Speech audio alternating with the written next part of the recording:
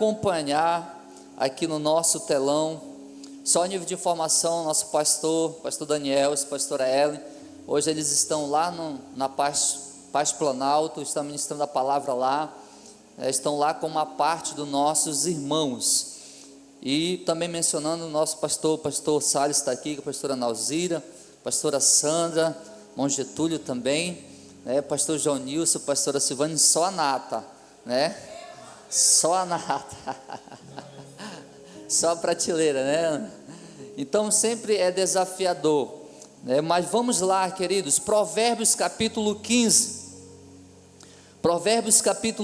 eu quero ler apenas um texto com você, versículo 3, olha o que está escrito nesse versículo, está escrito assim: os olhos do Senhor estão em todo lugar, contemplando os maus e os bons. Permita-me mais uma vez ler esse texto, por favor. Os olhos do Senhor estão em todo lugar, contemplando os maus e os bons. Vamos orar antes de nós entrarmos aqui na palavra, queridos. Pai, nós estamos aqui reunidos como igreja, como noiva, como parte do corpo do Senhor. Eu quero te pedir, Pai, nessa noite, sabedoria, me capacita, usa a minha vida, Pai, para transmitir a Tua palavra, a palavra que, meu Deus, ela liberta, a palavra que cura, que transforma, a palavra que tem o poder de nos santificar, de nos limpar. Eu quero te pedir, Pai, que à medida que essa semente, ela for semeada, que nossos corações não venham a se fechar, se endurecer para ela, mas que essa semente, Pai, não venha a ser roubada de nossos corações, não venha a ser sufocada, Pai, mas que ela possa dentro de nós produzir, meu Deus, aquilo que o Senhor deseja, para sermos alguém melhor, meu Deus, no Teu reino, alguém melhor, Papai, como discípulo, como cristãos. É isso que nós te pedimos, meu Pai, nessa noite, em nome de Jesus. A igreja concorda, diga amém. Queridos, então vamos lá. O tema que nós vamos dar para essa palavra é o que está, na verdade, escrito nesse texto. O tema é: Deus tudo vê. Deus tudo vê. Amém, igreja? E para nós introduzirmos, queridos, muitas pessoas, elas acreditam que podem viver de qualquer forma, de qualquer maneira, podem viver escondendo o que são, o que fazem e o que sentem, mas há uma verdade eterna e inescapável, que nenhum de nós estamos isentos dela.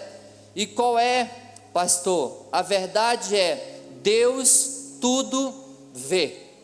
E Ele, queridos, não precisa de câmeras, Ele não precisa de testemunhas, nem de provas. Os seus olhos estão em todo lugar, como nós acabamos de ler no texto, contemplando os maus e os bons. Interessante, nada escapa da sua visão. Ele vê o que nós fazemos em público, mas também vê o que nós fazemos em secreto. Nada escapa da sua visão. Deus vê, primeiro, para nos corrigir, para nos colocar novamente naquilo que é o propósito, no caminho. Mas Deus nos vê, ou Deus vê também para, segundo, nos consolar. Mas terceiro, Deus vê também para nos recompensar. O texto, queridos, que nós lemos nos revela duas grandes verdades. E qual é, pastor? A primeira verdade que o texto nos mostra é: Deus é onisciente, ou seja, Ele sabe todas as coisas. Mas uma segunda verdade que o texto nos mostra: Deus é onipresente, Ele está em todos os lugares. Mais uma vez, nada escapa dos olhos de Deus. Quando nós olhamos para o livro de Salmos, o salmista nos reforça essa verdade que nós estamos falando nessa noite. A partir do versículo 1, no capítulo 139, o salmista vai nos reforçar sobre essa verdade. Está escrito: Senhor, Tu me sondas e me conheces, sabes quando me sento e quando me levanto, de longe percebe os meus pensamentos, Tu conheces a minha jornada e o meu descanso. Ele diz: todos os meus caminhos são bem conhecidos por Ti. Versículo 4: antes mesmo que a palavra me chegue à língua. Tu, Senhor, já conheces inteiramente. Tu me cercas por trás e pela frente, e põe a tua mão sobre mim. Tal conhecimento é maravilhoso para mim, é tão elevado que eu não posso atingir. Versículo 7, ele diz: para onde poderia eu escapar do teu Espírito? Para onde poderia fugir da tua presença? Por mais que o ser humano tente, ele jamais vai conseguir se esconder ou fugir da presença de Deus, pois o texto fala, e tantos outros na palavra de Deus, vai nos mostrar que os olhos dele estão nos observando, nos vendo, e jamais nós iremos poder nos esconder da sua presença. Por favor, me permita falar novamente: nada escapa dos olhos de Deus. Você pode falar essa verdade para o seu irmão que está ao seu lado? Diga assim para ele: nada escapa dos olhos de Deus. Então, queridos, hoje, pastora Sandra, nós vamos ver, queridos, com a palavra de Deus, 3 verdades sobre esse olhar de Deus, que está sobre os bons, que está sobre os maus, onde ninguém pode se esconder dele. Primeira verdade aqui que eu quero ver com você primeiro: Deus vê, querido, todo pecado escondido e nos chama ao arrependimento. Não tem como esconder, não tem como camuflar pecado de Deus. Quando nós olhamos para Hebreus capítulo 4, versículo 13, está escrito: nada, mais uma vez, a palavra vai nos mostrar, ele diz: nada em toda a criação está oculto aos olhos de Deus. Ele diz: tudo, porém, está descoberto e exposto diante dos olhos daquele a quem havemos de prestar conta. Nada se esconde do Senhor. Nós podemos, queridos, me ouça por favor, podemos esconder ou enganar o pastor, podemos talvez enganar o discipulador, o nosso parceiro, o nosso cônjuge, podemos talvez enganar o amigo, o patrão, os pais, mas jamais, nunca nós iremos enganar a Deus. Entenda isso, por favor. Ele vê o que está por trás das palavras, o que está nas intenções do coração. Nós, os seres humanos, não podemos conhecer o coração do ser humano, e nós por um tempo talvez vamos esconder das pessoas, o que está no coração, mas de Deus jamais nós iremos esconder. Quando nós olhamos para 2 Samuel, capítulo 11, capítulo 12, Davi, um homem segundo o coração de Deus, caiu em pecado, pecou e tentou esconder o que fez, tentou esconder o seu pecado, mandou matar Urias para esconder o seu adultério, mas Deus estava vendo tudo e enviou o profeta Natã para confrontar Davi do pecado que ele estava tentando esconder.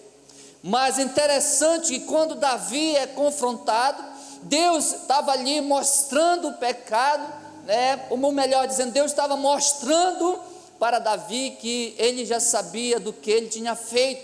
Quando chega na altura do capítulo 12 de 2 Samuel, versículo 13, Davi lhe diz: pequei contra o Senhor. Sabe, queridos, não adianta, por mais que nós queremos tentar esconder, Deus sempre vai estar vendo. E hoje, queridos, na nossa atualidade, o Espírito Santo continua fazendo o mesmo, porque a Bíblia diz que o Espírito Santo é quem convence o homem do pecado. Então hoje o Espírito Santo continua fazendo o mesmo. Ele nos confronta não para nos envergonhar ou condenar, não, mas para nos restaurar. Amém, igreja? É assim que acontece na atualidade.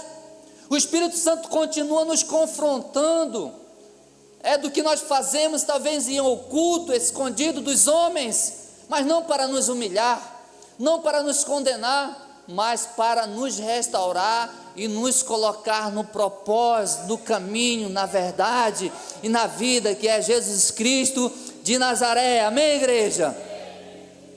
E quando isso acontece, o arrependimento, queridos, é o caminho de volta para o coração de Deus.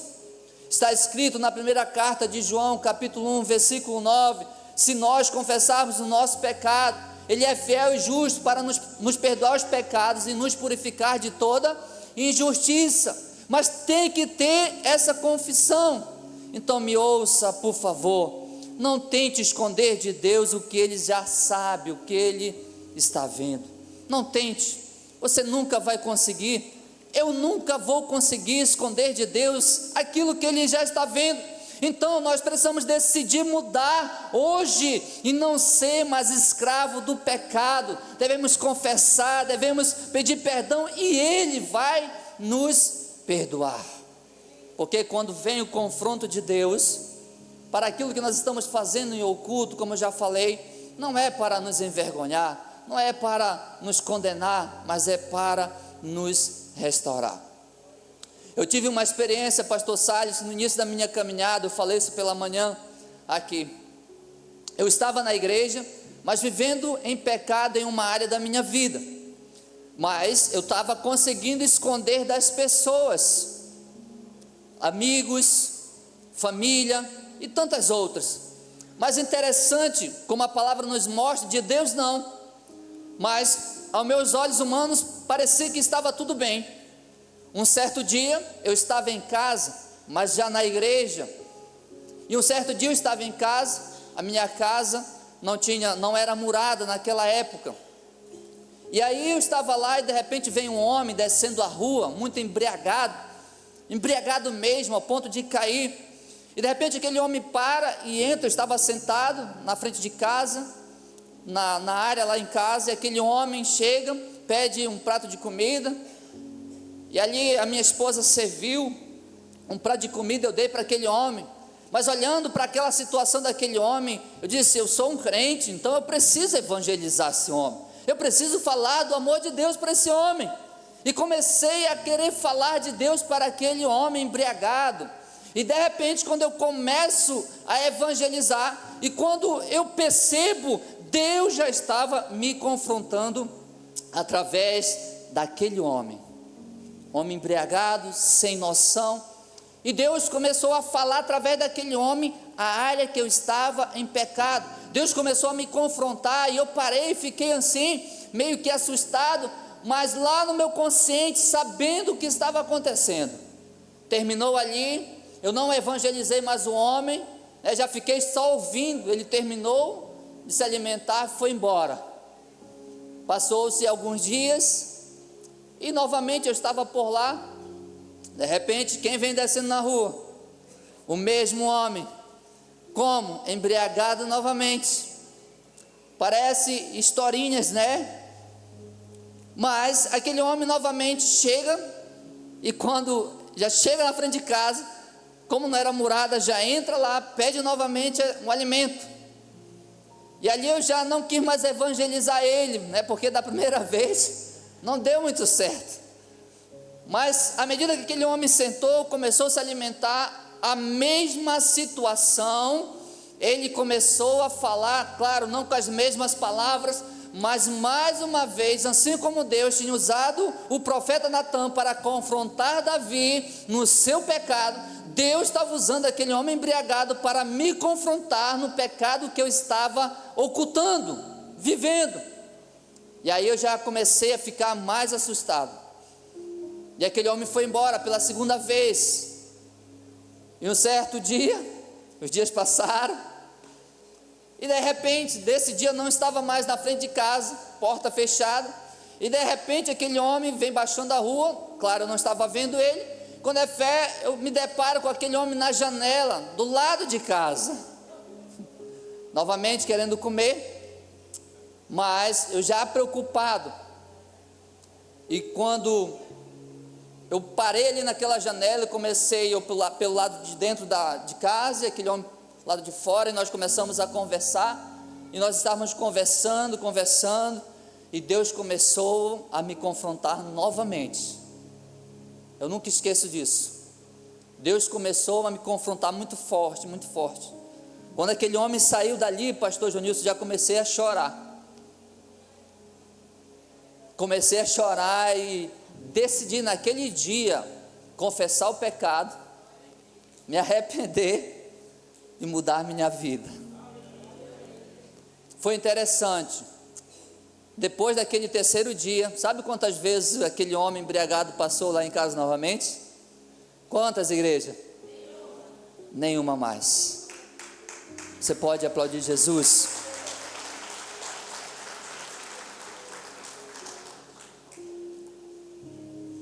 Foi algo muito interessante, queridos, que eu vivi, foi uma experiência ímpar.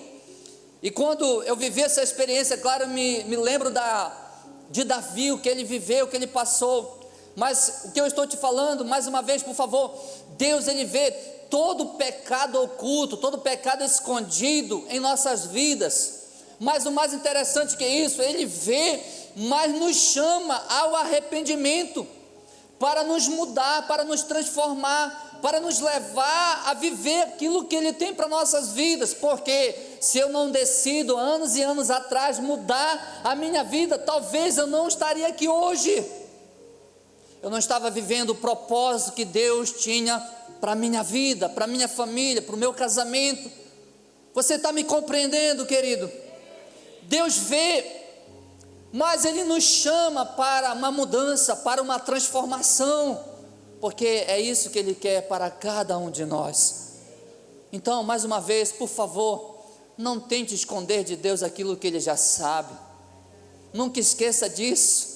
Talvez vamos esconder do pastor, como eu já falei, da esposa, do marido, dos pais, do fulano, do ciclano, mas de Deus jamais poderemos esconder. E o mais sério de tudo, é com Ele que nós iremos prestar conta. Amém, igreja? Agora, segunda coisa, Deus vê, além de Deus ver todo o pecado oculto e nos chama ao arrependimento, Deus também vê, queridos, a nossa dor e o nosso sofrimento. Deus vê as tuas lutas, Deus vê as tuas dificuldades, Deus vê o que você passa no dia a dia. Interessante que quando nós olhamos para Êxodo capítulo 3, versículo 7, está escrito: o Senhor disse: tenho visto claramente a opressão sobre o meu povo no Egito, e escutado o seu clamor por causa dos seus feitores, pois me preocupo com o sofrimento deles.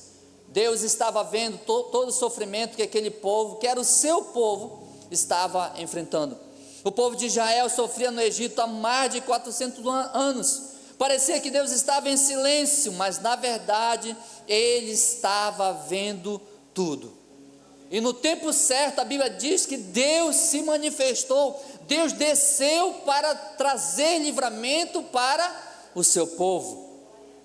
Um outro exemplo, Júnior, que nós observamos é o exemplo de Agar. Após ser tão oprimida ali pela sua senhora Sarai, decide fugir para o deserto, e ali estava sozinha, sendo rejeitada. Pensou que ninguém a estava vendo, que estava sozinha, abandonada, mas o Senhor estava vendo tudo o que ela estava passando. Em Gênesis capítulo 16, versículo 13, Agar sim, ela dá um nome para Deus. E qual é o nome que Agar dá para Deus? O nome que ela deu para Deus foi: tu és o Deus que me vê. Tu é o Deus que vê a minha causa.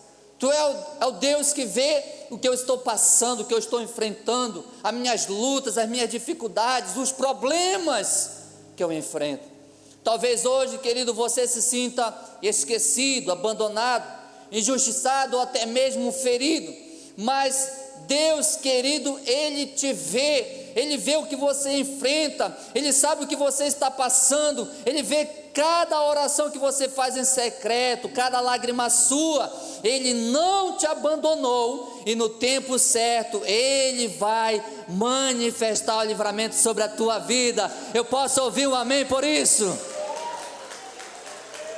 Ele vê, querido, Ele vê nossas lutas, Ele vê o que nós passamos, o que nós enfrentamos. Quando nós olhamos para Salmos 56, versículo 8, o salmista, ele escreve: registra tu mesmo o meu lamento.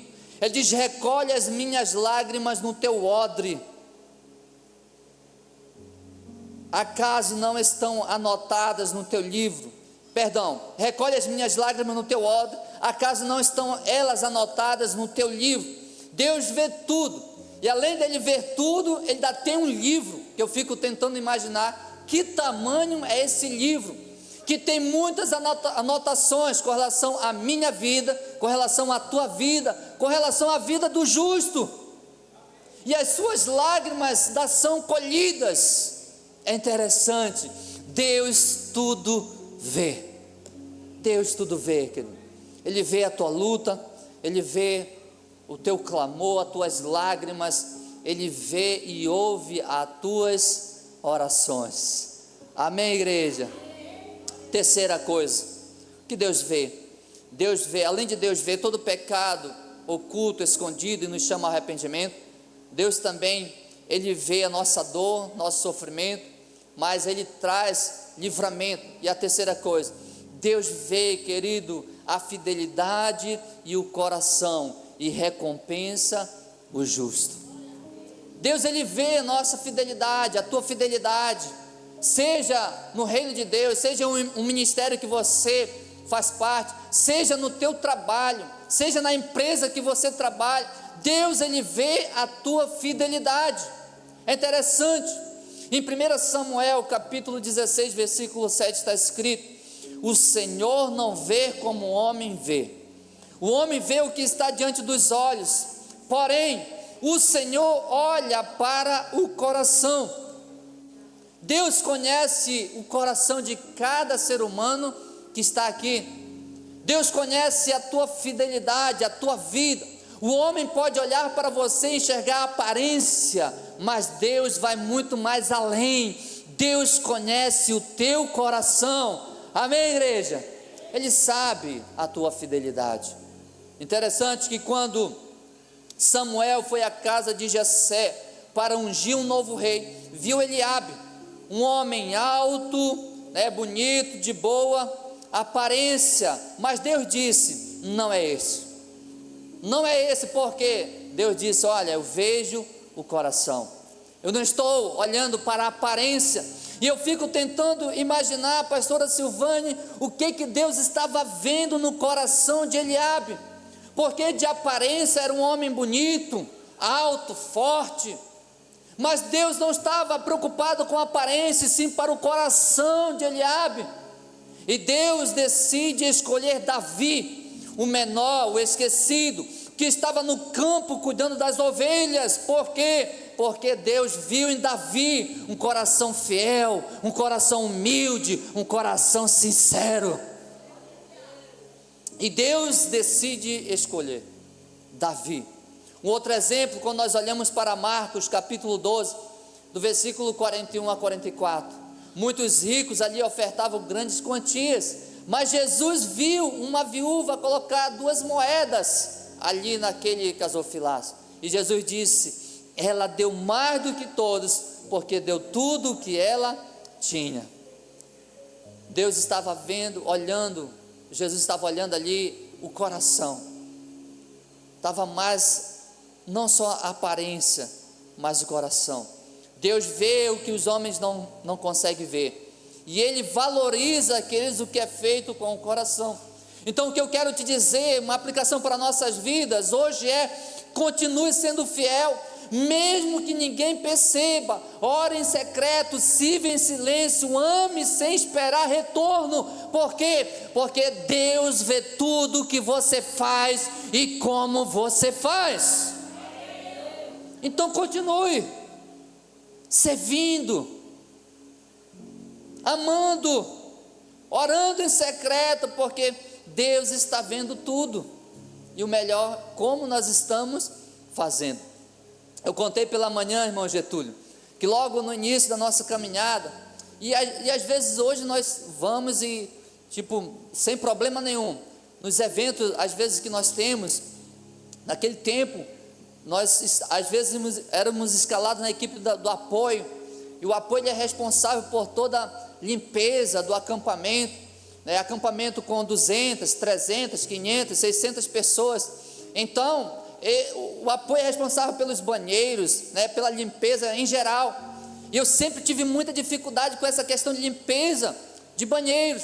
Só que ali eu estava naquela escala e caía para mim limpar os banheiros, né? Fazer essa limpeza, eu e mais outros. E sabe que Deus sabia que eu não gostava de fazer isso, mas ali eu inclinava meu coração e ia, irmão Getúlio, ali, né, para fazer aquela limpeza. E a minha liderança não estava vendo, mas eu sempre ia dizendo assim, aqui na minha mente aqui: Senhor, a minha liderança não está vendo, não é preciso ela ver, mas o Senhor está vendo o que eu estou fazendo. O meu coração está inclinado para obedecer, para fazer. Você está me compreendendo? E quando Deus conhece o nosso coração, queridos, Ele vai nos honrando, Ele vai nos promovendo, Ele vai nos abençoando. Então naquilo que você faz, seja fiel, seja no reino de Deus, seja lá no seu trabalho, seja na sua casa, não sei, mas permaneça sendo fiel, e Deus está vendo o que você está fazendo. Se é lá na empresa onde você trabalha, seja fiel para o teu patrão, seja fiel no pouco que Deus está colocando nas tuas mãos, porque Deus, Ele vê como você está fazendo, e na hora certa Deus vai te exaltar, Deus vai te honrar, Deus vai te promover. Mas se você não for fiel nesse pouco, provavelmente não vai alcançar o muito. É interessante, recapitulando os 3 pontos que nós falamos, para nós passarmos para a conclusão.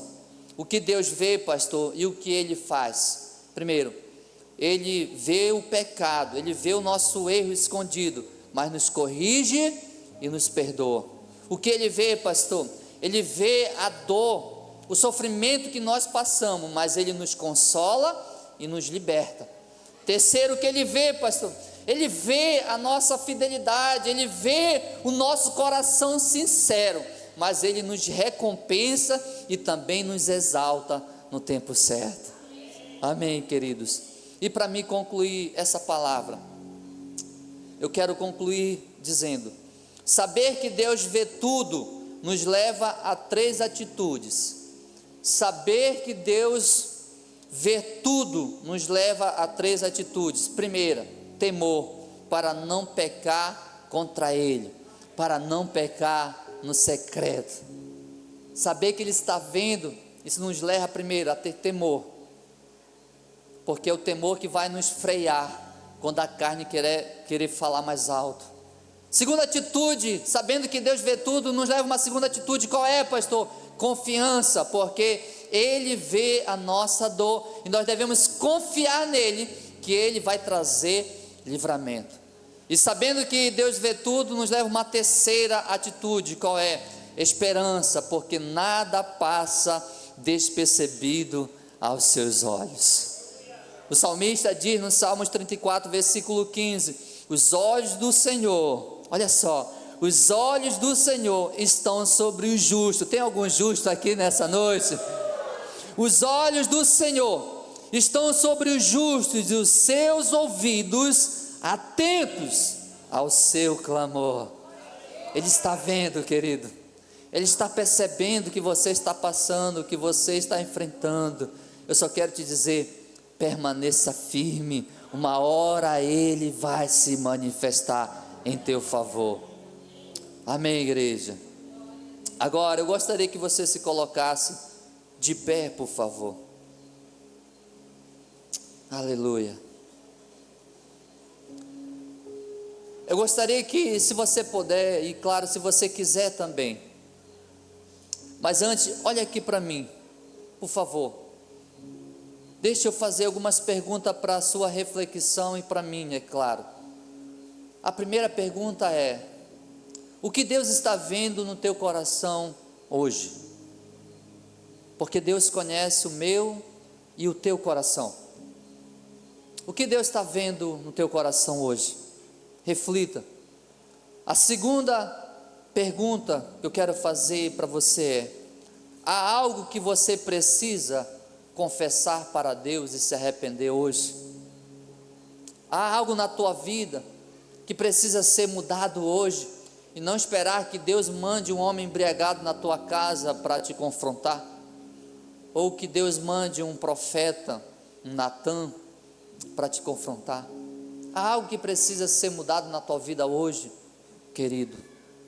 Há uma dor que precisa ser entregue a Ele hoje, uma luta que você está enfrentando e que você precisa entregar a Ele. E a última pergunta que eu quero fazer para a nossa reflexão: há fidelidade que precisa ser mantida na tua vida, na minha vida, mesmo que ninguém esteja aplaudindo, mesmo que ninguém esteja vendo? Há alguma fidelidade que você precisa continuar mantendo, mesmo que ninguém esteja te aplaudindo? Existe. Eu gostaria que você pudesse fechar os seus olhos nesse momento, por favor. E à medida que essa canção ela começar a cantar, eu gostaria de te dar um momento para você refletir nessas perguntas, mas ao mesmo tempo falar com Deus, falar com teu Pai. Ele está aqui, queridos, Ele conhece as nossas vidas, Ele vê tudo, nos conhece melhor que ninguém, conhece o teu coração, conhece o meu coração. Aproveite esse tempo para você falar com Ele, aproveite essa oportunidade.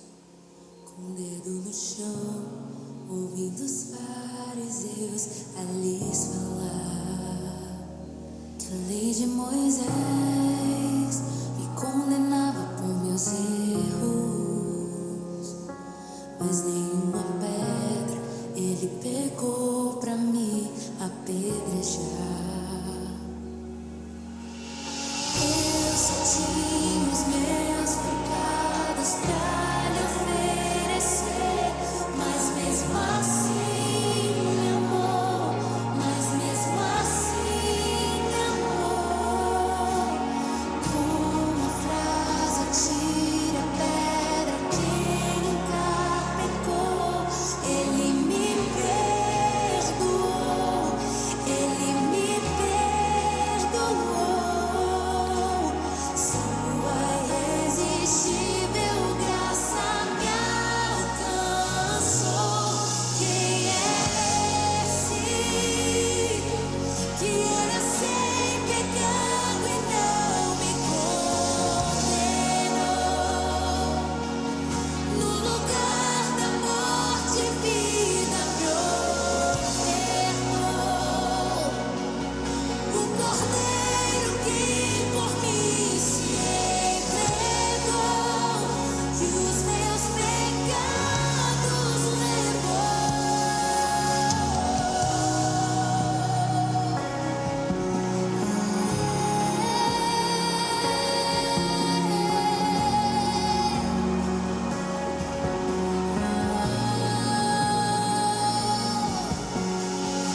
Eu só tinha os meus pecados pra lhe oferecer, mas mesmo assim me amou, mas mesmo assim me amou. Com uma frase tira a pedra, quem nunca pecou, Ele me perdoou, Ele me perdoou. Sua irresistível graça me alcançou. Quem é esse que era sem pecado e não me condenou? No lugar da morte, vida me ofertou. O Cordeiro que por mim se entregou, que os meus pecados levou. Quem é esse que era sem pecado e não me condenou? No lugar da morte, vida me ofertou. O Cordeiro que por mim se entregou, que os meus pecados levou. Obrigado, Pai. Através da morte de Jesus naquela cruz, nossos pecados eles foram levados. Pai, mas nós ouvimos, aprendemos através da Tua palavra, que os Teus olhos estão sobre toda a terra, contemplando os maus, os bons. Os Teus olhos estão sobre os justos, papai, ouvindo o seu clamor. Meu Deus, e nessa noite nós estamos aqui, o Teu olhar lhe ver, meu Deus, os Teus olhos ver todo o pecado escondido, todo o pecado oculto. Meu Deus, e nós sabemos que não é para nos condenar, não é para nos humilhar, mas é para trazer restauração para nossas vidas. Eu oro te pedindo, Espírito Santo, que nessa noite o Senhor possa trazer, meu querido amigo Espírito Santo, esse confronto em amor, para mudar nossas vidas, para mudar a nossa história, para mudar a nossa família, o nosso caráter.